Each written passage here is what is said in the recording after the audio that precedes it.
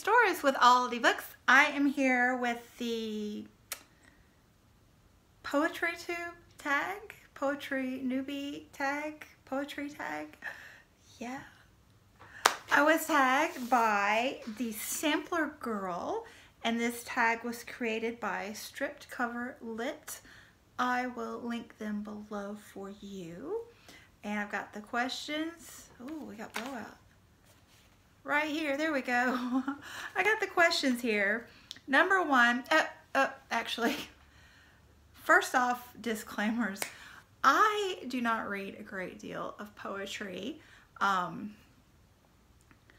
Most of my contact with poetry is, you know, back in high school days or as a teacher in Basil Readers. So I like it, but I just haven't immersed myself in it thus far. One day. So I will answer these questions to the best of my ability. Some of them I am going to skip or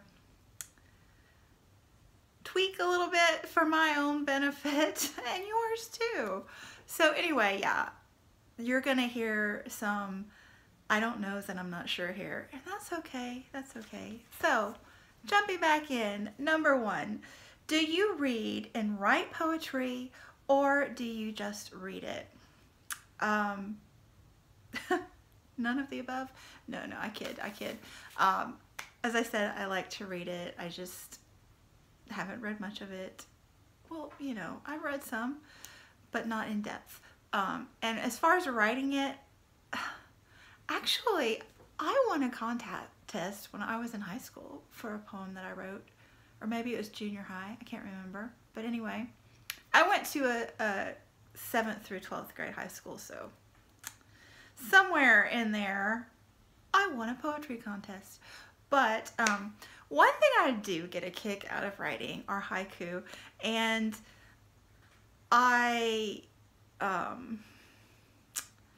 may not do them perfectly because apparently there's more to it than just counting the syllables, but I get a kick out of it nonetheless.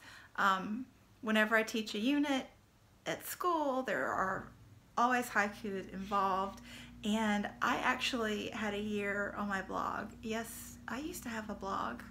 I did. I even, you know how I love challenges.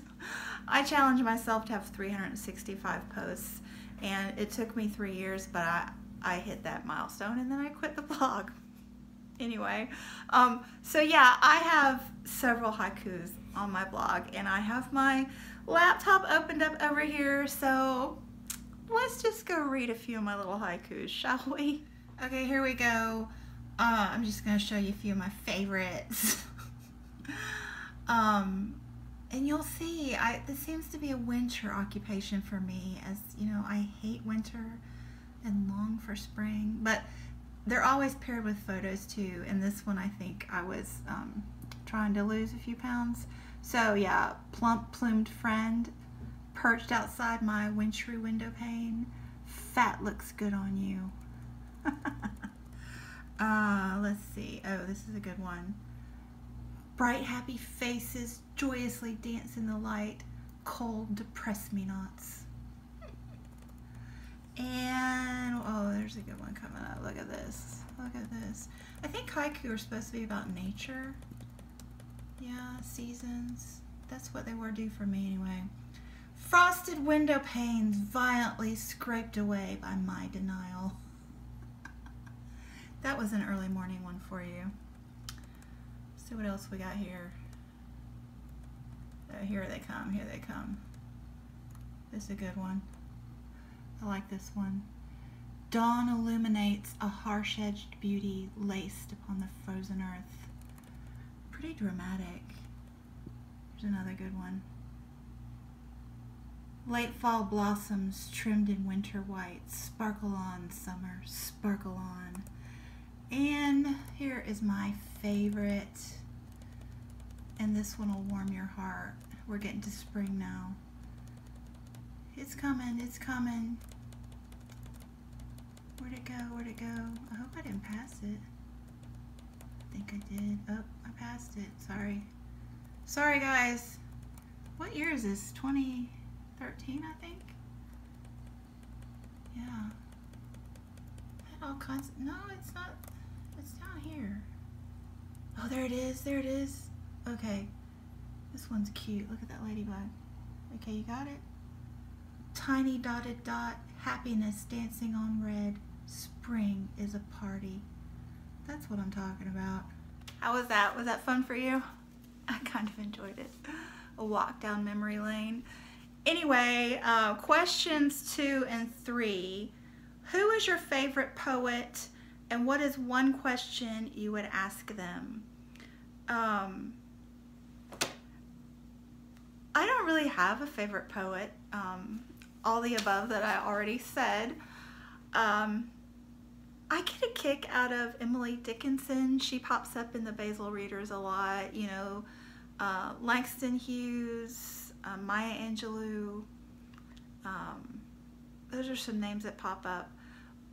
One favorite poems that I really love, and she's not a published author unless, you know, scrapbooking magazines count, but I love the way her mind works, and that is she's on Instagram, Mistress of Science.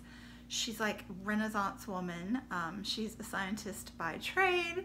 She's into vintage and nature and photography and, you know, music collections and cooking and baking and all of it, gardening, you name it, it's there. But I love the way she plays with words. And I have pulled just one of her, I'll put her Instagram feed below. She doesn't always put poems on there, very rarely, but there's all kinds of pretty things to look at on her feed. But I have one of her little poems too. Let's go look at that one real quick.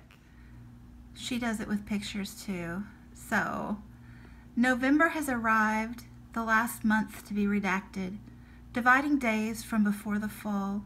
Yellow fell from death, and under gravel the decay to gray bruised the next joyful life, because leaves die, but trees are unending.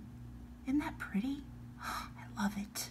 And another one, this question isn't on the list, but it should be.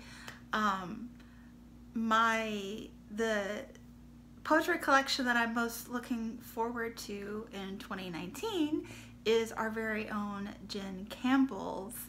Yeah, I really loved her short story collection, The Beginning of the World in the Middle of the Night, and she's just got a way with words and very whimsical and, you know, deep and introspective at the same time. What a winning combination. And you can really see her command of poetry, I feel, in her children's collection. I just read that last month. It's Franklin and Luna, and Franklin and Luna Go to the Moon, and there's a new one coming out maybe this year, so I'm looking forward to that. But she's also got a poetry collection called Girl Aquarium, I believe. It's over here. Let's go look at that too, shall we? I mean, the cover is to die for. Flamingos and elephants in the ocean. What else is there to say? Let's go look.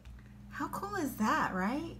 Oh, I love it so much. I believe it's coming out in April. And here's her children's books too.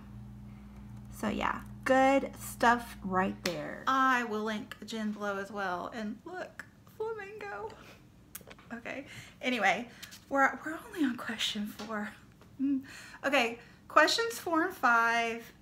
What is your favorite poem, and what is your favorite poem to read aloud? Again, all the above, but I will show you my cute little refrigerator magnet. One of my college roommates, or slightly post-college, gave us these for Christmas, and I don't know if I just like it or if it's been on my refrigerator for decades, but hope is the thing with feathers that perches on the soul and sings the tune without words. It never stops at all. by Emily Dickinson. So yay. And my kid doodled on it when he was a baby, so that just adds to the charm. Okay, numbers 6 and 7. Who is on your Mount Rushmore of poetry? I'm not sure what that means. And what is your favorite poetry collection? So I'm assuming like the ones you really want to get to, and I'll just go with Maya Angelou because she's a winner, definitely. Number 8, rhyming in poems, yes or no, or not anymore. It's fine. I think that I prefer non-rhyming just from what I like, but you know, I don't have a problem with a good limerick. Humor is good in rhyme. So anyway, number 9. Oh, number 9. Barring free verse, what is your favorite poetic form? Oh dear. I'm just gonna have to, you know, say that I love free verse and go with that because that's what I love. I love it a lot. So I think the first time I realized that that was a term and a thing was with Out of the Dust by Karen Hess. This was a Newbery Award winner, put out in 1997, and it is gorgeous. It's focused on a young girl, probably a tween. These are middle grades. Middle grades is just phenomenal for free verse. Really, really great source of free verse literature. So this one focuses on the Great Depression, and I serendipitously picked this up immediately after reading Steinbeck's The Grapes of Wrath. And this is just one of my all-time favorite literary experiences. Reading these two together, just complete and total wow. Blow you away. Some other good ones are Brown Girl Dreaming and The Silver People. I don't remember the authors of those offhand, but I will type them all down below so you can look them up if you're interested. And then I have forgotten the difference between free verse and prose poetry. And Jen Campbell explained it to me, and I think she has a video that she explains it in, and I'll try to find that for you as well. But another book is The House on Mango Street by Sandra, and this one isn't quite free verse. Maybe it's prose poetry, I don't recall, but it's very poetic, extremely poetic. Sandra Cisneros is a poet, and she's a short story writer, and she just speaks. And this one is another, it's kind of middle grades YA, but it's told in a series of vignettes, and it's a coming of age novel, and it is just gorgeous, gorgeous. And one that I've picked up that I want to read, maybe even today, Inside Out and Back Again by Tana Lai. And this one won the National Book Award recently and was also a Newbery Honor book. So there you go. Free verse is gorgeous, gorgeous. Okay, number 10, humor and poetry, yes or no? Yeah, funny is good stuff. You know, everybody needs a laugh every day, hopefully. Number 11, what elements contribute to the best poetry? And I'm going to say for me, poetry for me, because I think poetry is very tailored to, you know, the people, because it's an emotional reaction and people have different needs and things they react to. But for me, I love nature in poetry. I love, I don't want to say big words, but big words. I love when someone has such a command of the language that they can pull out words that are so extremely specific. I love that. I love poems that are very, I don't know, obscure intellectually, that make you think, that are put together in kind of an eclectic manner that you have to pull it apart and piece it back together and figure it out, you know? So yeah, that's what I like. Okay. Oh, we're done. Happy day. I did it. Okay, so I am tagging, obviously, Jen Campbell, if she hasn't done it yet. Time to read, exclamation point, Steph, it's all you, and Michael reads. So there you go. And anyone else who would like to do this tag, it's kind of fun. It's not as scary as the title would suggest. So yeah. Anyway, thanks so much for watching, and I will be back soon. Bye.